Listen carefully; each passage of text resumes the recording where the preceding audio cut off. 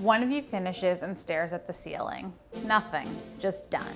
The other one keeps hoping next time will feel like it used to mean something and ends up pushing harder. I'm going to show you the exact findings that flips how most people treat sex and the simple practice that uses it. I'm Dr. Amanda Pasciucco, sex therapist, and I've watched this pattern in session for years. The relationship isn't broken though because the sex just lost spark. What's happening is more specific than that. Quality drops and that excitement kind of disappears. To the partner who feels more of that lonely feeling after, that's not an overreaction. A daily diary study in a journal of emotion talked about 152 individual adults that they tracked for 21 days. When people had sex with their partner, they reported higher meaning in life and better mood the next day. The reverse wasn't true though. Feeling meaningful first didn't predict more sex. Sex itself was feeding the sense of purpose. That finding sits under most of the conversations that I hear.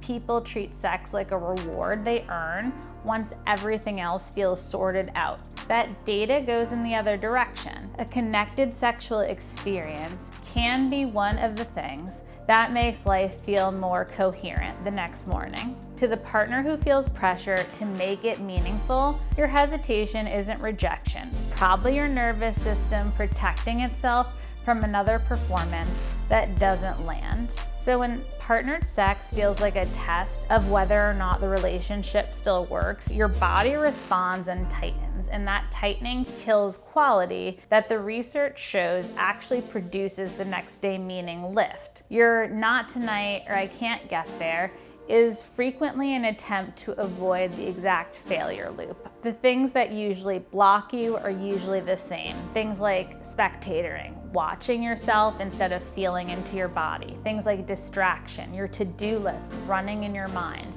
or the quiet demand that time has to feel special and you have to have a very high bar. Those three turn sex into chores and tasks don't produce any meaningful boost.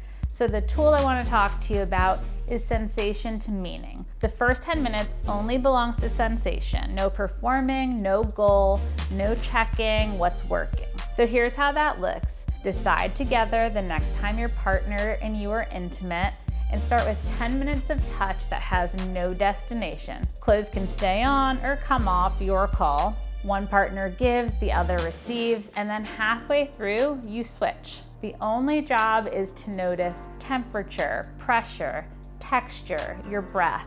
The goal is realistic expectations. That almost universal failure point is trying to make it good or make it mean something. And that moment where someone starts to be like, is this enough? Am I performing? Should I move faster? That really messes up everything. We need to stop that and return to pure sensation. That meaning shift will show up the next day, not in the moment, when you are feeling like you're connected. Some people notice it after one try, others need a few weeks before that pattern really becomes clear. And if anxiety or pain is high enough, that's the point, of course, to get individual or couple support rather than focus some YouTube practice. That ceiling stare after sex doesn't have to keep happening. Quality is what produces meaning out of sex, not frequency or effort. The research shows the direction that you can use. Comment and tell me which side of the binary